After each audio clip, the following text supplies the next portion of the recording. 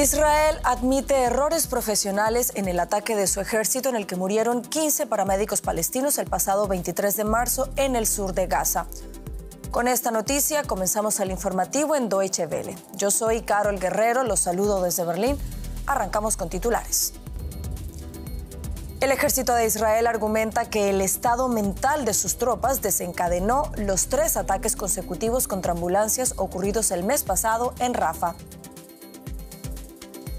El presidente de Ucrania, Volodymyr Zelensky, responde a la oferta de tregua de su homólogo ruso, Vladimir Putin. Kiev afirma que Rusia sigue combatiendo en algunas regiones fronterizas y el Kremlin asegura que Ucrania ha continuado sus ataques con drones. Y el Papa Francisco hace un llamamiento a la paz durante su breve aparición en las celebraciones de Pascua en la Plaza de San Pedro, donde se dirigió a los fieles en este domingo de resurrección.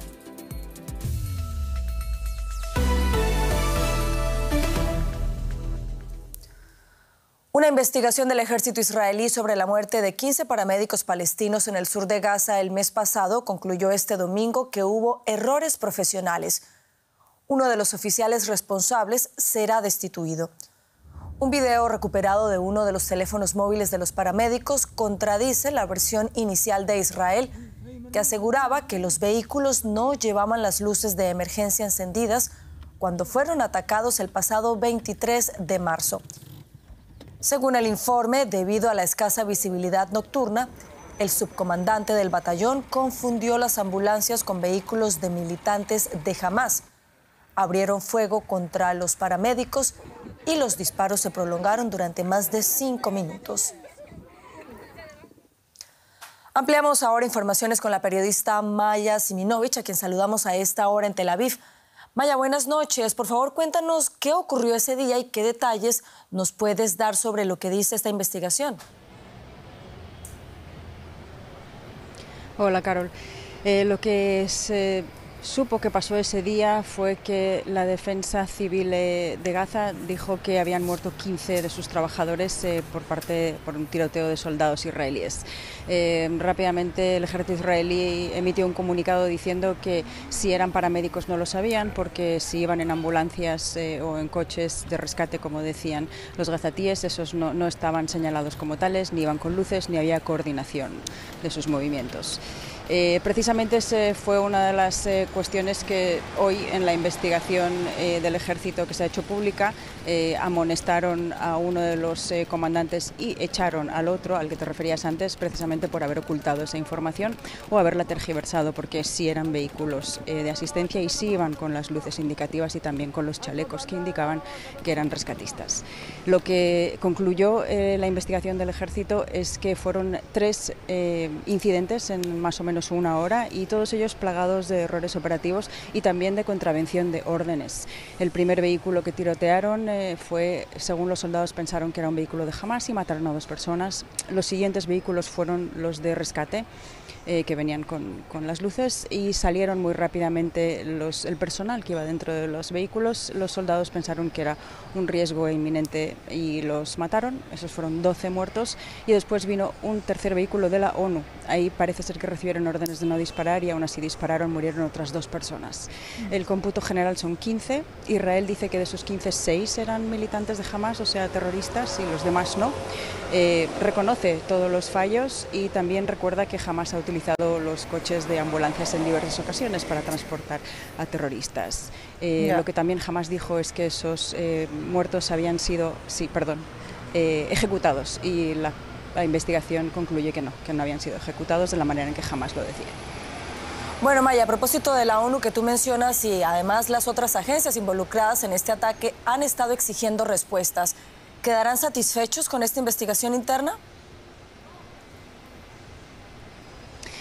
Es difícil determinarlo, vamos a ver si se pronuncia la ONU, que todavía no lo ha hecho, pero el ejército ha concluido que todos son errores suyos, si bien ha tratado de exculpar algunos comportamientos precisamente por eso, porque suceden errores y porque el estado mental de las tropas y por una serie otras diversas cuestiones han asumido la culpa de lo que sucedió, así que es de suponer que la ONU tendrá que recibirlo.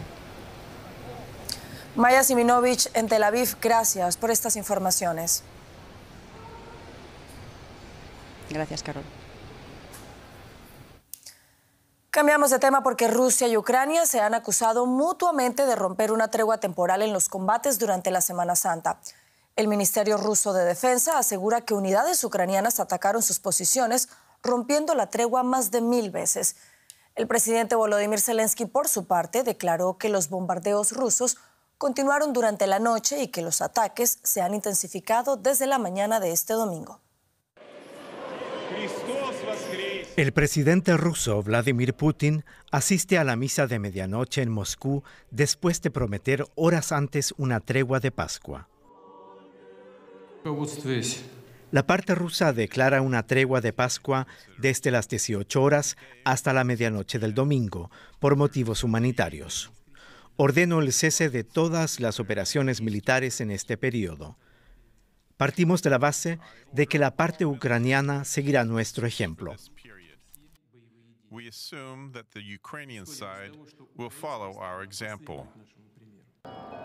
El presidente ucraniano Volodymyr Zelensky afirmó que con el alto el fuego, Putin quiere dar la impresión de querer la paz, mientras que prosigue con los ataques. En su discurso de Pascua, Zelensky habló de la resiliencia del pueblo ucraniano, pero sin mencionar al presidente ruso.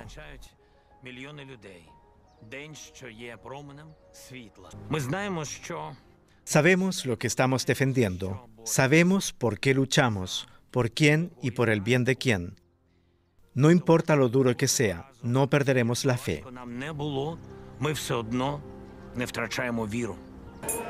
El domingo en la mañana, los habitantes de Kiev siguen sin confiar en las palabras de Putin.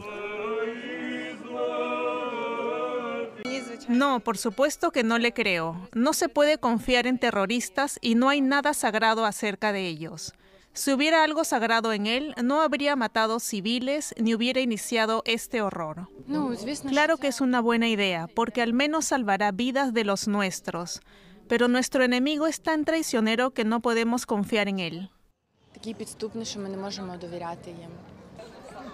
A pesar de la desconfianza que sienten los ucranianos durante su cuarta Pascua en guerra, hay esperanza. Zelensky ha dicho que si Rusia habla en serio sobre una tregua, Ucrania estaría dispuesta a comprometerse con un alto el fuego de 30 días. Y más de 2.000 millones de cristianos en todo el mundo celebran hoy la Pascua de Resurrección. En la Plaza de San Pedro del Vaticano, el Papa Francisco hizo acto de presencia, pero debido a su delicado estado de salud, se dio la lectura de la tradicional oración Urbi et Orbi al maestro de ceremonia Diego Ravelli. En su mensaje, el Papa rechazó la carrera general de rearme e instó a usar los recursos disponibles para ayudar a los necesitados, combatir el hambre y promover iniciativas que impulsen el desarrollo. El sumo pontífice además pidió un cese al fuego en Gaza y una paz justa y duradera en Ucrania. Y antes de acudir a la Plaza de San Pedro, el Papa Francisco recibió en su residencia al vicepresidente de los Estados Unidos, J.D. Vance. El periodista Darío Menor nos cuenta más detalles de este encuentro desde el Vaticano. Sí, el vicepresidente de los Estados Unidos, J.D. Vance, ha podido hoy reunirse con el Papa Francisco. Ha sido un encuentro de solo unos pocos minutos de duración y que ha tenido lugar en la Casa Santa Marta, la residencia dentro del Vaticano donde vive Jorge Mario Bergoglio. Los dos han podido intercambiarse las felicitaciones de Pascua, ya que Vance ha decidido pasar junto a su familia aquí en Roma las celebraciones de esta Semana Santa. Después de su saludo al vicepresidente de los Estados Unidos, el Papa se ha dirigido hasta el balcón central de la Basílica de San Pedro del Vaticano para desde allí impartir su bendición Urbi et Orbi una vez terminada la misa del Domingo de Resurrección, la celebración litúrgica más importante del año para los católicos. El Papa iba en silla de ruedas, aunque en esta ocasión no llevaba las cánulas nasales para ayudarle a respirar. Eso sí, tenía evidentes problemas a la hora de hablar y por eso le ha pedido a un asistente que leyera su mensaje pascual. En este texto, Francisco ha ido desgranando algunos de los grandes conflictos que vive hoy el mundo. También ha aprovechado para pedir que callen las armas entre israelíes y palestinos, y también ha hecho un llamamiento a favor de la paz en la martirizada Ucrania. Una vez terminada esta celebración, el Papa ha bajado a la plaza de San Pedro para allí, desde el Papamóvil, saludar a las más de 35.000 personas que se han congregado aquí en esta celebración del Domingo de Resurrección. Y hoy, 20 de abril, se cumplen 3 meses desde que el presidente Donald Trump regresó a la Casa Blanca, y diferentes puntos del país han sido escenario este fin de semana de protestas contra sus políticas que los manifestantes consideran una amenaza para la democracia. Miles de personas participaron en concentraciones en Washington, D.C., Nueva York y en otras ciudades. Este domingo se prevén manifestaciones similares. Los asistentes se oponen a la rigurosa política migratoria de Trump, protestan contra la incertidumbre económica generada por los aranceles y contra los recortes en la plantilla federal. Millones de personas se unieron a protestas similares a principios de este mes. Y algunos manifestantes nos contaron cómo perciben los cambios en Estados Unidos desde que el presidente Donald Trump regresó a la Casa Blanca. Escuchemos. Tenemos que asumir que estamos perdiendo algo. Creo que hemos perdido una ilusión colectiva, que cada día se desvanece un poco más. Una ilusión sobre nuestras propias normas como país y sobre lo que representamos ante el mundo. Y recuperar eso puede tomar años. Yo no voté por esto, y creo que mucha gente que sí lo hizo en realidad no sabía bien lo que estaba votando. No me hago ilusiones. Esto es lo peor que nos podía pasar. Si no fuera así, estaría en casa preparando regalos de Pascua para mis sobrinos y sobrinas. Pero ahora todavía podemos alzar la voz, porque sí, esto puede ponerse aún peor si no luchamos por lo que creemos. Creo que mucha gente subestimó lo que iba a pasar. Muchos pensaban que lo que decía Trump o el llamado Proyecto 2025 eran meras palabras, que algo así nunca podría ocurrir. Pero las medidas cada vez más extremas de su administración han sido una llamada de atención para quienes nunca imaginaron que esto podría llegar tan lejos. Eso está llevando a muchas personas a movilizarse. Y a propósito de Estados Unidos, el presupuesto de la Agencia Gubernamental de Ayuda al Desarrollo USAID representaba casi la mitad de toda la ayuda humanitaria mundial. Por eso, varias organizaciones denuncian que los recortes confirmados por la administración Trump están teniendo consecuencias catastróficas para quienes requieren asistencia urgente. En Afganistán, millones de niños sufren desnutrición aguda. Tras la suspensión de la ayuda exterior por parte de Washington, una clínica en Kabul ha quedado paralizada con efectos devastadores para los más vulnerables. No hay pacientes ni personal. En este centro nutricional en Kabul, los llantos de los niños se han convertido en silencio después de que la administración de Trump congelara las ayudas de Estados Unidos. Hace poco la clínica se veía y se escuchaba así. Hasta marzo, decenas de niños recibían atención aquí. Al principio, los trabajadores mantuvieron los servicios esenciales con su propio presupuesto. Pero ahora que se agotaron las reservas, los niños son enviados a otro lugar. El centro dice que para muchos pacientes esto es una sentencia de muerte. Si no tratamos a los niños con desnutrición severa, el riesgo de muerte es muy alto y ningún niño debería morir de desnutrición.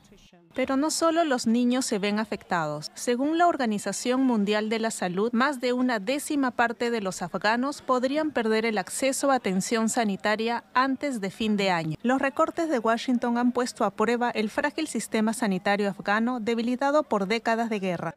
Hablamos de 3 millones de personas que se han quedado sin acceso a los servicios sanitarios, frente a 1,9 millones en marzo. Es casi el doble. Mientras las instituciones humanitarias se preparan para un futuro incierto, los trabajadores no pierden la esperanza.